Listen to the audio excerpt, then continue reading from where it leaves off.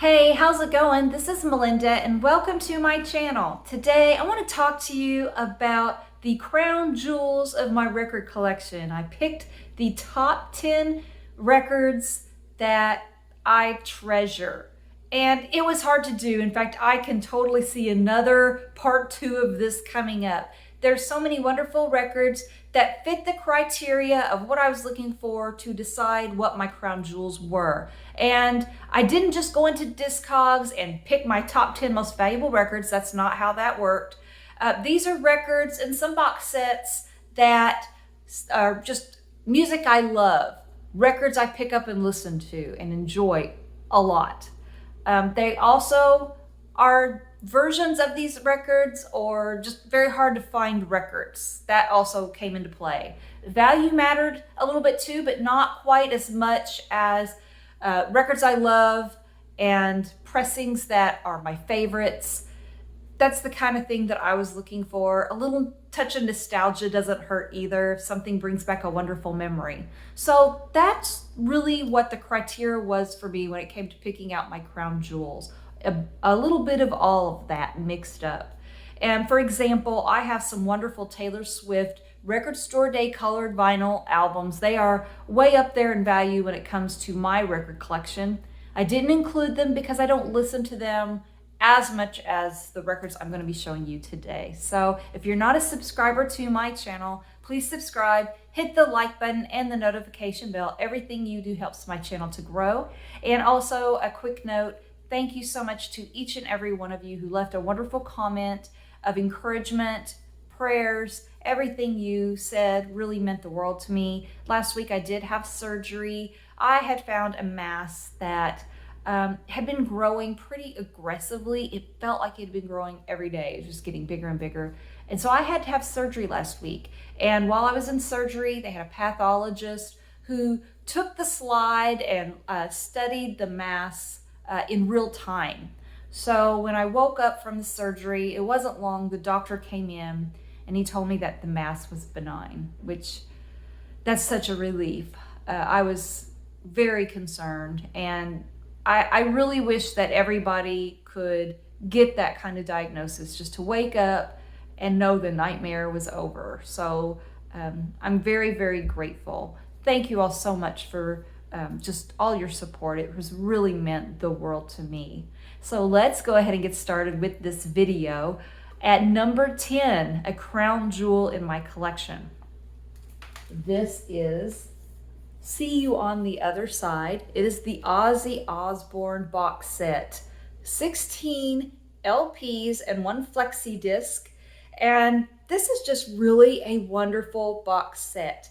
I pull out the records and listen to them quite often. To me, this is everything that a box set should be. And it did not disappoint, except it was very expensive. I will admit it was an expensive box set. But it had 16 LPs. All of them were a splatter vinyl. I'll show you one of the records. This is Diary of a Madman, one of my favorite Ozzy Osbourne records. And every single record was different. They all looked different. Every album did. This one happened to be a black or a blue with a black splatter in it. Really beautiful. They were all different and gorgeous. And another really wonderful touch to this box set is that it was numbered, and Ozzy hand signed the certificate. So that made that box set really cool too. And I think another thing that really made this special to me is the fact that to earn the money, it cost $500 at the time. It's selling for a lot more money than that now, but $500 is a lot of money for a box set. And I guess going on 2 years ago, I had a garage sale on like the hottest day in July. And I mean, I really literally sweated it out for this box set. So being able to earn something through good hard work was really special. So I really love that one. That's at number 10. At number 9, this is Van Halen Balance. This is not my Van Halen favorite. This is not my favorite album by Van Halen, but it is a really great one. I think it's my favorite when it comes to the Sammy Hagar era. It's hard to get. It's pretty expensive right now. There are bootlegs out there, or I don't know if you would call them counterfeit because they're not illegal, but there are bootlegs out there you can buy. But this is a 1995 original, and I just love having it in the collection. I love being able to pull this one out. It was a Christmas present from my husband. So I love Van Halen. This being my favorite Sammy era record made that one really special. And so that one is really, really nice to have. I know it's a privilege to be able to have that one in the collection because so many people want it, and the price is just really ridiculous at this point.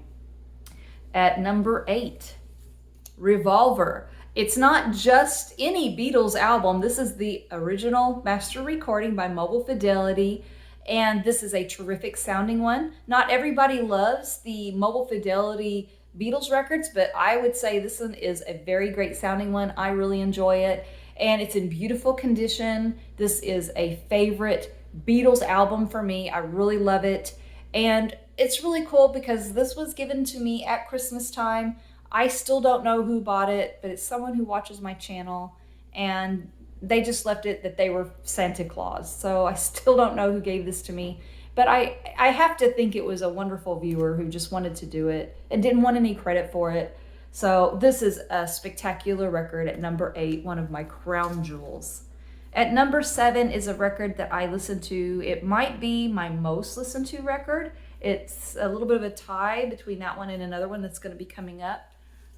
This is Pink Floyd's Dark Side of the Moon, and what makes this version really special, this is the 2003 30th anniversary edition.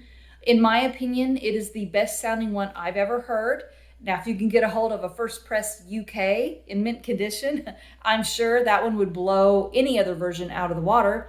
But, you know, that's not really practical for me, and this is expensive enough. When I bought it a year and a half ago, it was pretty pricey. I saw that it last sold for over $100 more than what I paid for it even a year and a half ago. So I like listening to this one, and I also do pull out the Mobile Fidelity version, which is very close to sounding as good as the 30th anniversary. I give a little edge to the 30th anniversary, but they're both great, and I do take turns listening to these kind of back and forth. I don't want to wear either one of them out, and I really think next year will be the year for something really special. It will be 50 years. It will be the 50-year anniversary. So hopefully Analog Productions will take advantage of that and put out something really, really special next year, or just somebody who can do that. That would be really wonderful to have a UHQR or just something else celebrating Dark Side of the Moon. So at number 7 was Dark Side of the Moon by Pink Floyd. And at number 6, little cheating here, this is Led Zeppelin, but I could not decide which record I wanted to show because they are equally crown jewels for very different reasons, and I'll show you why. First off, Led Zeppelin 4. This is a white label promotional copy. It is in near mint condition, and I can tell you this sounds absolutely stunning. It's a great sounding pressing. And Led Zeppelin 2. These are different. These are both copies of the Robert Ludwig Hot Mix. They sound amazing too. They're all great sounding records by Led Zeppelin. To me, the best you can get at this point, other than probably first pressings of UK records. So I love having these in the collection. I have great memories of finding a couple of them at antique stores, and they're just a thrill to have. I have a feeling in the future, there will be a company come out with some new and great sounding reissues of those records. So I'm excited about those too. In the meantime, I love listening to both of those. They are crown jewels in my vinyl collection. And at number 5 is a record that's very important historically when it comes to the Beatles. They rank a little bit, they're not quite as low as they should be, or what you would think I would choose when it comes to this crown jewel countdown, but I'll explain to you why they're at number 5. This is the Beatles. This is the Second State Butcher cover, the version of it where they pasted over a picture over the Butcher cover. The Butcher cover is a very controversial time for the Beatles here in America. And if you're not familiar with the story, I do explain it on some of my past videos, and you can also look it up on Wikipedia for the complete story. I don't want to get into it right now, but these are very important records historically when it comes to Beatles, and most people do seek them for the collection. I was very blessed to find this one at a record store for $30, and it's the biggest thrill I've ever had when it comes to vinyl collecting. I was just flipping through records, not knowing what I was going to find, not expecting this. So that by far is the best vinyl find moment that I've ever had. And then of course I found this one in an antique store, and I paid a little more for this copy, but I still got a fantastic deal on it. They're very expensive. They're highly sought after. They have a great story behind them, but I rank them a little bit lower. They're number 5 instead of number 1, for example, because I don't listen to those records. If I want to listen to these songs, they're represented better and sound better on different pressings. And so I just don't bother to listen to these. Having said that, they're very important, and I'm thrilled to have them in the collection. So at number 4, I want to talk about this wonderful box set. Bob Dylan, the original mono recordings. This is something I haven't had for very long, but they're from the analog tapes. They sound gorgeous. The price, as of yet, has not really gone crazy on them. I believe they're coming back in print really soon. They have some of the best Bob Dylan records. You know, it is eight records. A lot of his classics that most people prefer. He put out other great albums as well, but these really highlight those early years when his career was on fire. And you're just not going to get much better than this. Yes, the mobile Fidelity versions are also incredible. But if you want to get them all at once for a lower price, this is the way to go. And I love Bob Dylan. So for me, this is a crown jewel in my collection. I really love it. At number 3, I choose Rumours by Fleetwood Mac. But it's just not any Rumours. This is the 45 RPM version. To me, this record represents why I collect vinyl. It sounds great.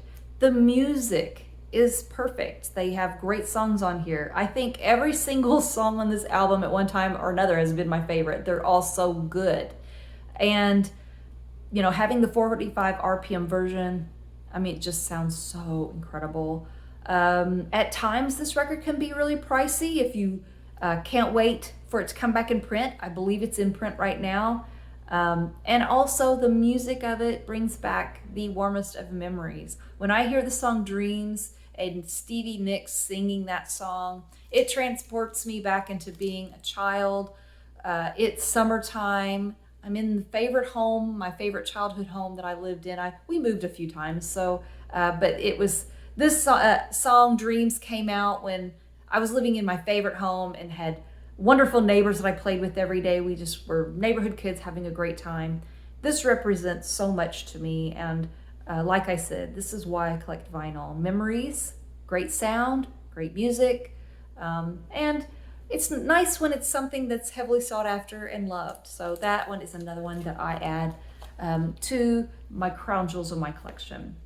At number 2 is one that I just recently was able to get a gift. Thank you, Michael, from Nebraska. Odyssey and Oracle is at number 2. What an incredible record. I listen to Odyssey and Oracle all the time. It is at this moment, and I do change a little bit, Dark Side of the Moon or Abbey Road sometimes, Revolver. Odyssey and Oracle right now. This is my favorite album of all time. It always stays in my top 2 or 3. It never goes any lower than that. But I just love everything about this album. The vocals of Colin Blunstone, Rod Argent's incredible songwriting and keyboards. This is just amazing. So I love having a first pressing. I have different versions of this album, but the true crown jewel is a first pressing, and I do have it on the date label, and it is in great condition. It sounds amazing. So at number 2 is Odyssey and Oracle, a true crown jewel in my collection. And now for my number 1 crown jewel in my record collection. If you own this record, chances are it's number 1 for you too. It meets all the criteria. Great music, great sound, beautiful packaging, hard to get, out of print, valuable. It just really hits them all. So with no further ado, the number one in my vinyl collection, this is the crown jewel, is, drumroll, it is the Beatles in Mono box set. I'm sure most of you are not surprised that I would choose this. It's the Beatles. Their records are incredible, and it goes all the way to the White Album. Let It Be and Abbey Road is not included in this, but every other album is, as well as a Mono Masters album, a wonderful book, beautiful packaging, great sound. It just has it all. Plus, on a sad note, it's out of print. I don't know if they're going to be pressing it again. I don't know if they'll go through all this all over again. There's definitely a demand for it that might make them think twice.